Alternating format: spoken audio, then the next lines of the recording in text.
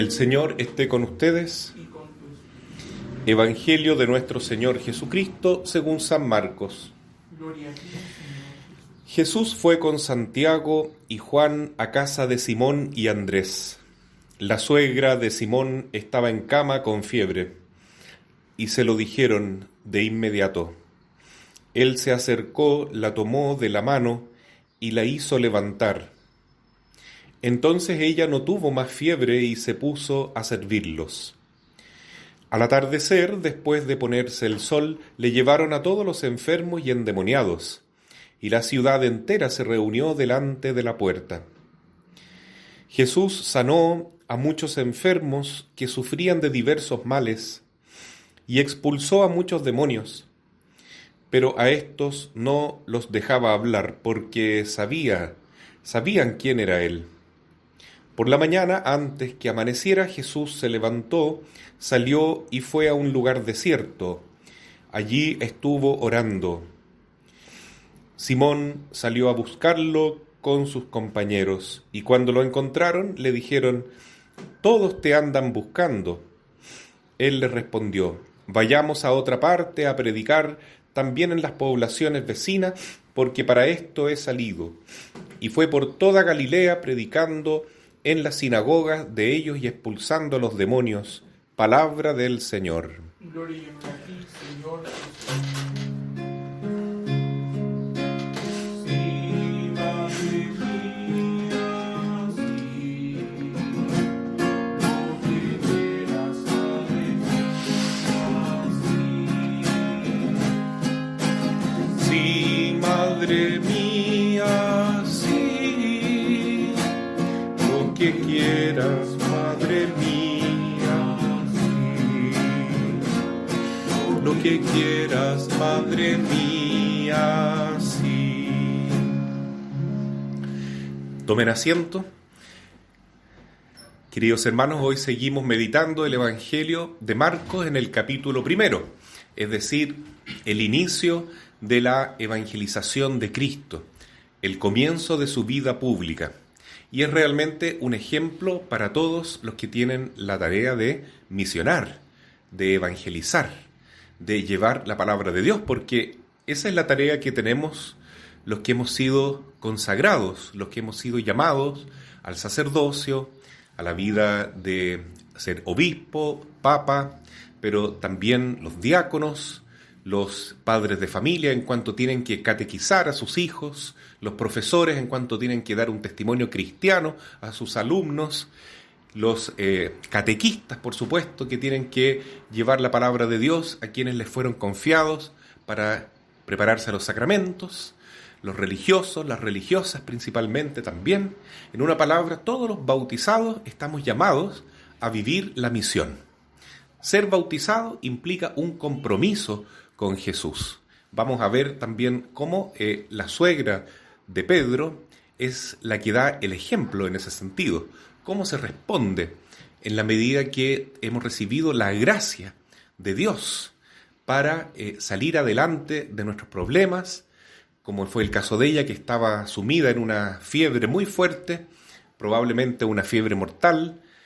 Podemos especular también que a lo mejor ella estaba muy triste, muy dolida, porque como estudiábamos, ¿no es cierto?, en el Evangelio, pocos versículos atrás, Cristo había llamado la fuente de sustento de la casa, que era Pedro, era Simón. Y entonces esta suegra probablemente habrá estado bastante compungida, desalentada, porque quien era la fuente de suministro, el que traía el pescado a la casa, el dinero a la casa, era el Simón Pedro, ¿no es cierto? Este yerno que era tan trabajador, un líder, pero que ahora estaba 100% bajo el servicio de Jesús. Imaginemos un poquito entonces que nos costaría mucho eso, que esta suegra no entendía esa situación y cayó en un gran dolor, en una gran depresión, a lo mejor en una crisis existencial. Bueno, el Evangelio dice que estaba con fiebre, estaba muy decaída. Y es tan bonito ver cómo Cristo entonces entra a la casa de Pedro, donde está esta matriarca, esta suegra, que es nombrada, ¿no es cierto?, en el Evangelio. No es nombrada la esposa de Pedro, pero sí su suegra.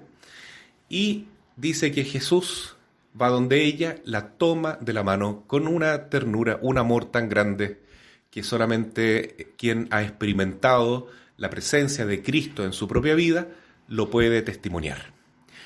La levanta totalmente sana, recuperada, ¿y qué hace ella? Se pone a servir a Jesús. Inmediatamente se convierte en una ministra. Eso significa ser ministro, servidor.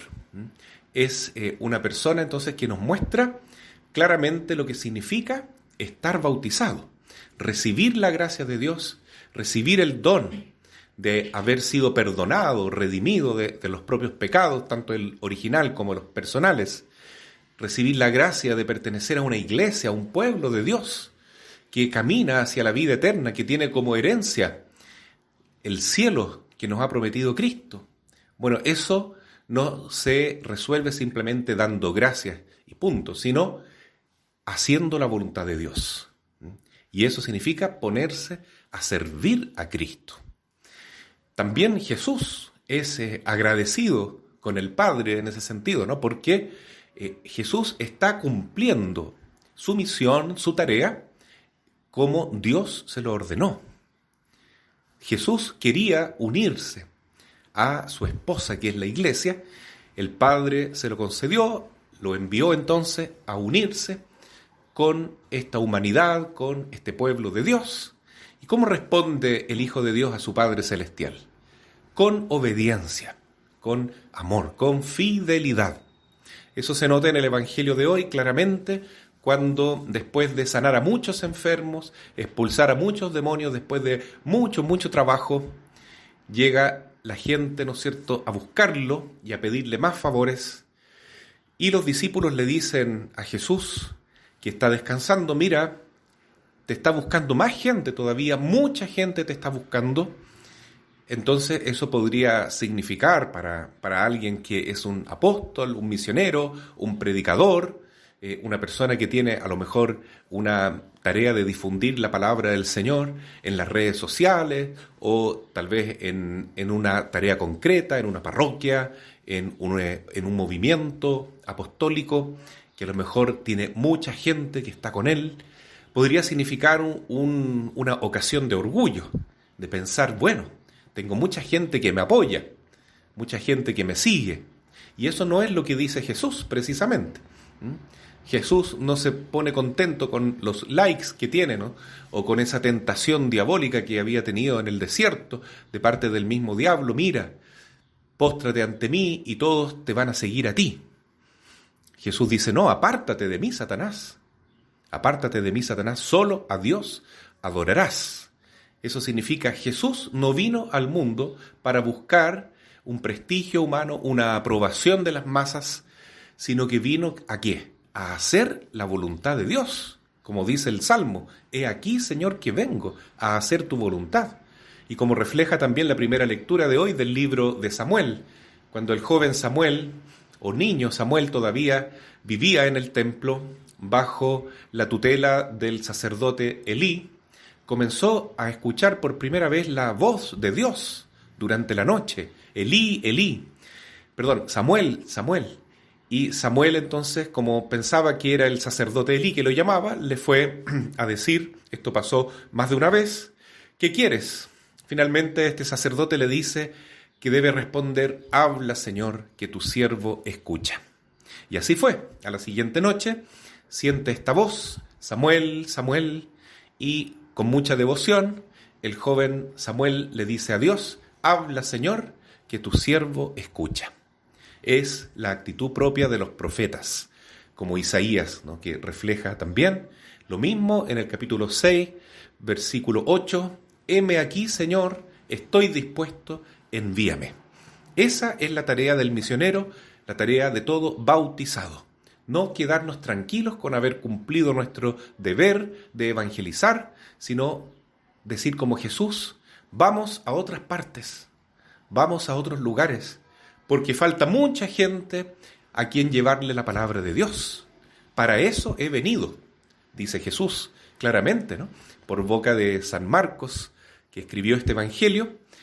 Para eso he venido, para hacer la voluntad de Dios. Y la voluntad de Dios es que el Evangelio llegue a muchas personas, e ir a buscar a muchas ovejas que están perdidas, e ir a llevar luz a muchas personas que están en la tiniebla de la ignorancia. Esa es la tarea del cristiano.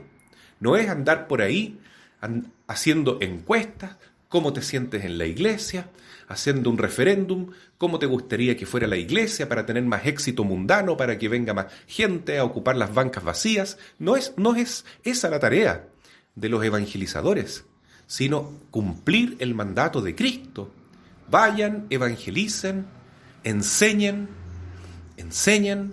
no traten de que a ustedes les enseñen cómo deben ser. Al contrario, el que es apóstol tiene la tarea de ser maestro, de ser profeta, no que el mundo nos venga a evangelizar, sino nosotros ir al mundo como pescadores de hombres y de ahí tratar de salvar todas las almas que se pueda de la ignorancia, de la falta de fe.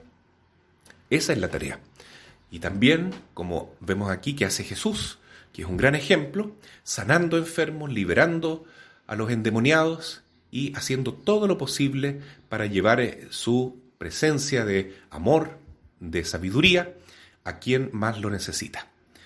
Pidamos entonces en esta Santa Misa que el Señor conceda muchas vocaciones de sacerdotes, de religiosas, de consagrados a nuestra iglesia, porque los seminarios lamentablemente están quedando vacíos, pero hoy más que nunca la mies es abundante y los obreros son pocos. Así es que hay que rezar para que Dios envíe vocaciones santas a su pueblo para vivir realmente esta tarea, ¿no es cierto?, que está, como ya dije, inscrita en el mismo bautismo de todos nosotros, pero que algunos son llamados en forma más excepcional a vivir 100% para Cristo, como es el caso de los apóstoles, como es el caso de los que son llamados al sacerdocio o a la vida consagrada. Así sea. Amén.